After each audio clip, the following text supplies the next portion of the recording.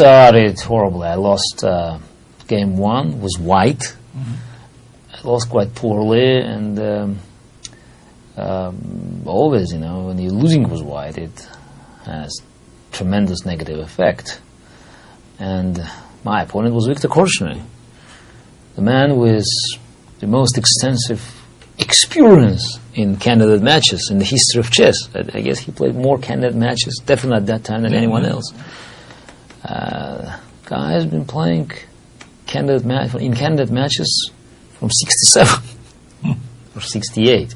Was the first. Well, already at that time, he had 15 years of experience, plus 2 World Championship matches against Karpov. And he had quite a sound match strategy, and in the first 8 games, he followed it very loyally. He wanted to simplify the position, exchange queens, and to leave me with no chances to... Oh, you saw that as what he was trying to do in general? Oh, yeah, but you could see the very clear pattern. So, and I was very proud that I could not only resist the pressure, but eventually in game 6 and 7, I took the lead by winning an endgame in game 6 and another endgame in game 7. So, Korchnoi, despite the fact that he had some initiative at the early stage of the match, couldn't capitalize on it. And so after game 8, when he missed another opportunity in the end game, and I escaped. It wasn't a narrow escape, but I eventually escaped. I guess Korchnoi realized that I was well prepared to tackle him in the simple endgames. And eventually he decided to move to my territory. And that's what's happened in game 9. Korchnoi wanted to play very complicated double-edge openings. So I chose for matches again, my white games in this match, Catalan opening, which I prepared in '83 with one of my coaches, Gennady Timoshenko. So it worked perfectly well against Korchnoi. I didn't play many games with this opening, but at that time it was not well developed, so it left me many options in the opening to puzzle my opponents, and there was a very vast field of creating unknown positions and looking for innovations. So Korchnoi was trying in this match to avoid main theoretical lines and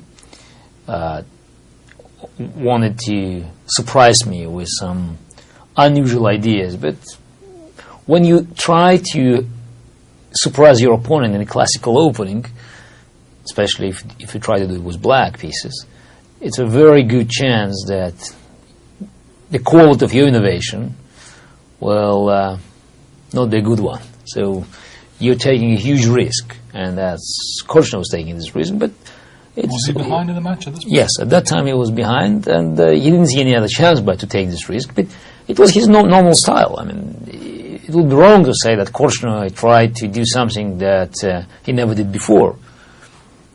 He was known, and he's still known, for playing some aggressive and dubious openings with black. So in this game he tried to surprise me with, he played c5 in game 5, but that's not a very good move, with rook ba, which was a very rare move. And in fact, after this game, I think it has disappeared from the... I never saw it before. No, there were a couple of games played, not highly publicized. I guess these games have been played in the Soviet Union. And Korchnoi was unlucky because a year ago, when I was playing some training games with Vladimirov, Vladimirov surprised me with this move. And after a4, b6, I found, I guess, a refutation of the whole idea. So for me, it was just, a nice repetition. So I just made a move knight fd2 with a great pleasure. So it seems a bit odd to move the knight from f3 to d2, but if you try to win the pawn on c4 with knight from b1, then black has a comfortable development with bishop on b7 and having control of the white squares. Now, if black goes bishop b7, then you see the position looks pretty unpleasant, because rook on b7 is not well placed, and white pieces are really well coordinated, and knight from f3, is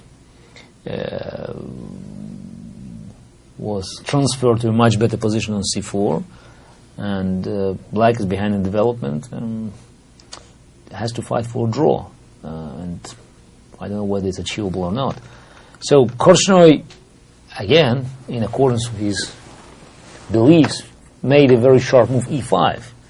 And this move had some positional rationale, because if white plays d5, then black has a very interesting positional approach. So just a5 to put bishop on a6.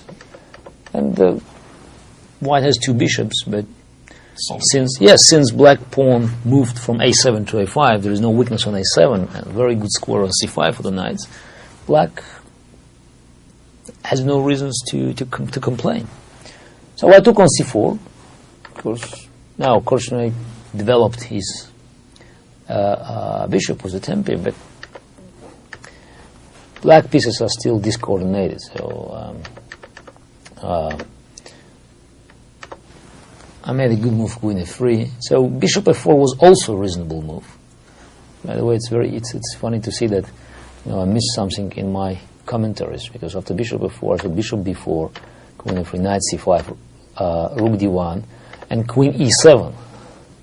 That was the end of my commentaries in the book. Knight d6. Oh my goodness. That's computer.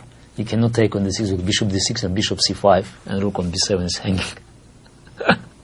Very nice. You missed that after you analysed the game afterwards. No, but I stopped here. I mean, rook d1. No, the best move is obviously play queen c8, but still after knight a2, white is better. So, I mean, here is a position.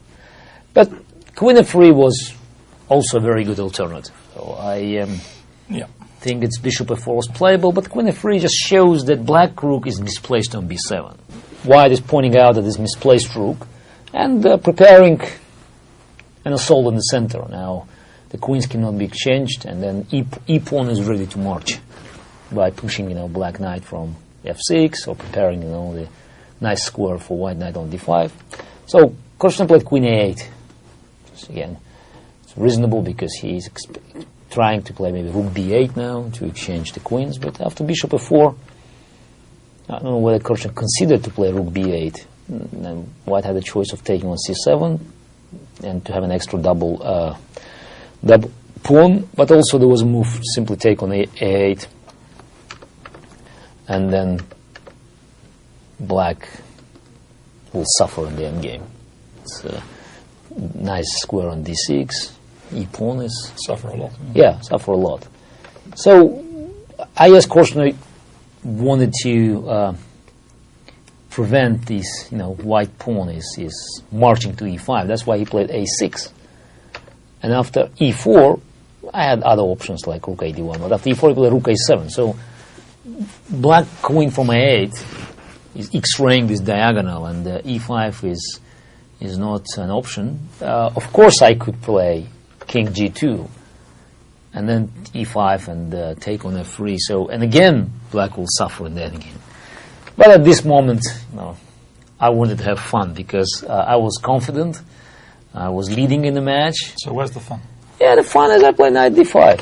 So no more endgame. So we'll finish the game in the middle game. I want to have queens on board. And that's the moment white is creating the domination. And there will be some lines in the game where you will see how it will work. Again, most of the black pieces will be on the wrong side of the board. And when I see black queen on a8 and rook on a7, I don't want to exchange queens because I already dreaming about taking on black king.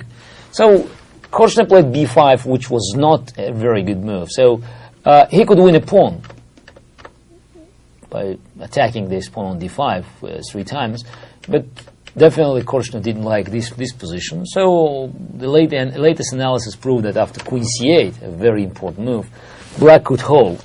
White still had a nice attack. There's nothing to worry about, but obviously you can't claim this position, to be winning or even much better. But very nice compensation. Yeah. And obviously Korchnoi wanted to avoid weakening his king that much. And he was just probably didn't yet feel a real danger.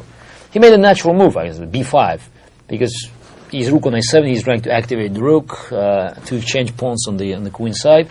But he would be much better off if he played c6, attacking knight on d5. Just the strong. Ugly. It looks very ugly, very, very ugly, but I couldn't find anything better than knight f6 and then placing bishop on d6 after, after bishop e5.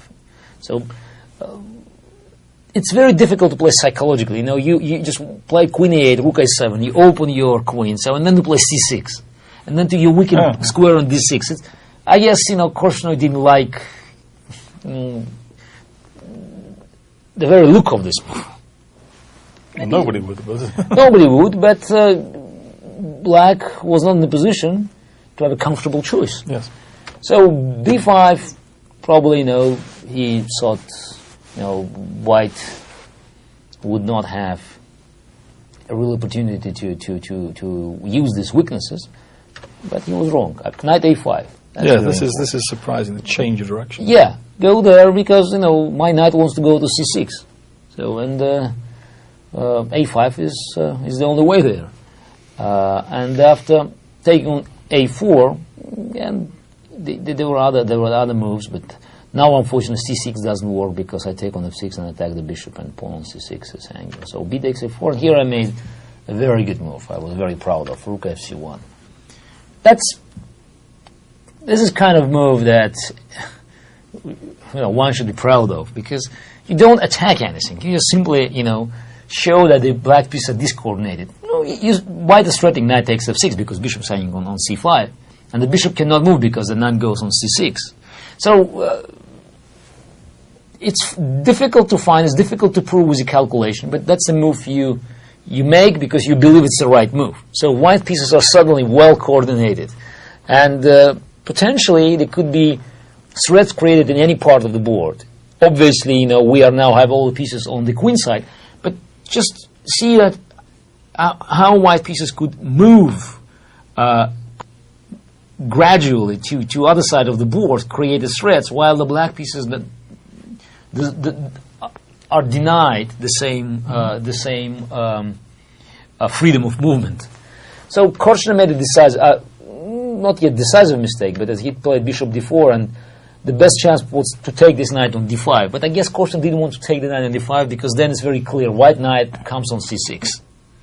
So there are a couple of lines, after knight d5 I analyzed later on, and it's unpleasant for black. It's very, very unpleasant for black. And just look, after knight d5, e5, probably the best move is bishop d6. But who likes this kind of position?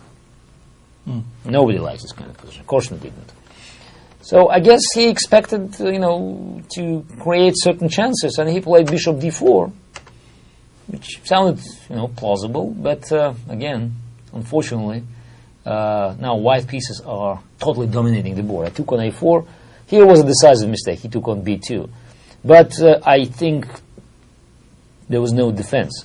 So after bishop takes b2, I had a check on e7, and then rook c2, and black is losing material because knight c6 is just winning the rook. I mean, for instance, knight e5, bishop, knight c6, and rook a5.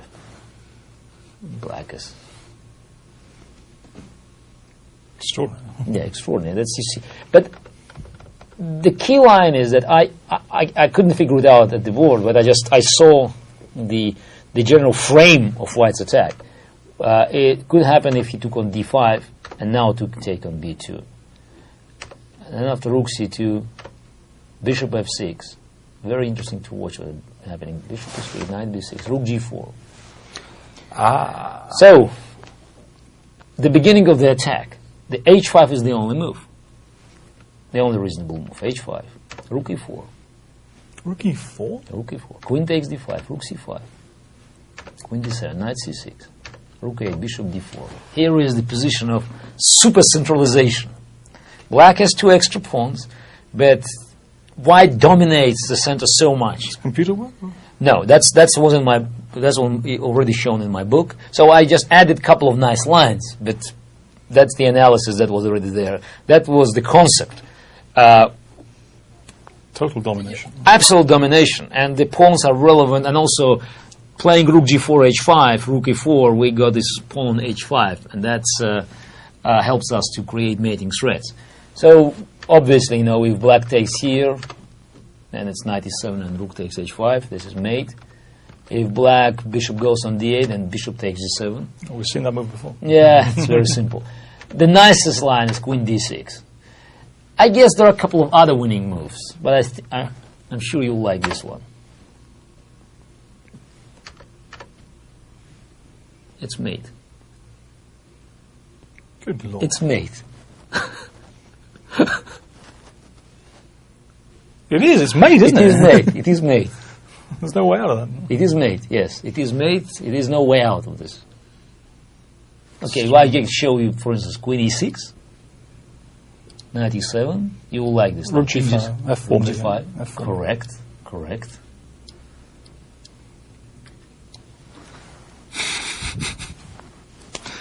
Give me a guess. No thanks. So that's what I added was a computer. Queen takes f6. But bishop d4, I saw that's the whole concept, and in my opinion, it's a very good game. It doesn't look brilliant. It doesn't have this sacrifice-like game with Portage, but I think the game is a very good illustration of the system of my beliefs and my chess credo, the way I have been approaching game of chess in 80s. So is how my chess character has been formed.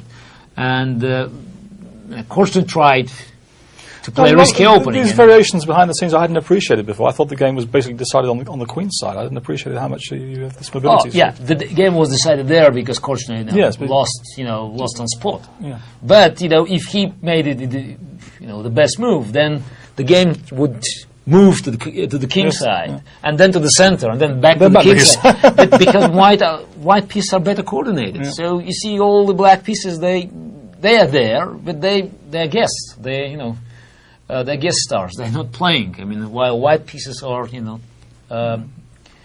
doing whatever they have to do. I mean, there's no restriction for white pieces to move from place to place.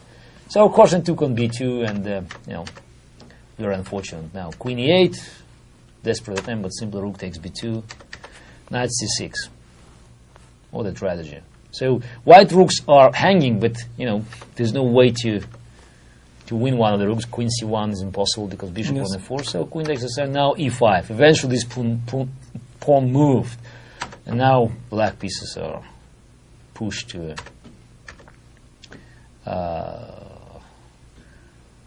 such ugly positions. So it's a decisive material advantage, and